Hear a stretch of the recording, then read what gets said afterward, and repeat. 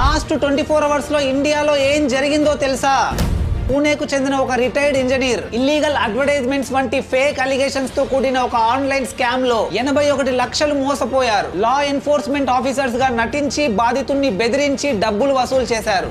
మణిపూర్ లో జరుగుతున్న ఇష్యూస్ గురించి కేంద్ర హోంశాఖ మంత్రి అమిత్ షా గారు ఒక హై లెవెల్ మీటింగ్ కండక్ట్ చేశారు. హింసకు పాల్పడే వారిపై కఠిన చర్యలు తీసుకుంటామని, త్వరలోనే మణిపూర్ లో పీస్ అండ్ స్టెబిలిటీ తీసుకొస్తామని హామీ ఇచ్చారు.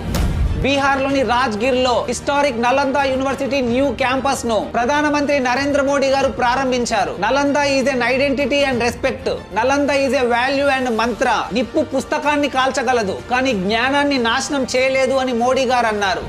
India javelin thrower Neeraj Chopra Finland లో జరిగిన పావో నుర్మి గేమ్స్ లో 85.9 మీటర్స్ జావెలిన్ త్రో చేసి గోల్డ్ మెడల్ సాధించాడు. ఆంధ్రప్రదేశ్ డిప్యూటీ సీఎం గా జనసేన పార్టీ చీఫ్ పవన్ కళ్యాణ్ గారు బాధ్యతలు స్వీకరించారు.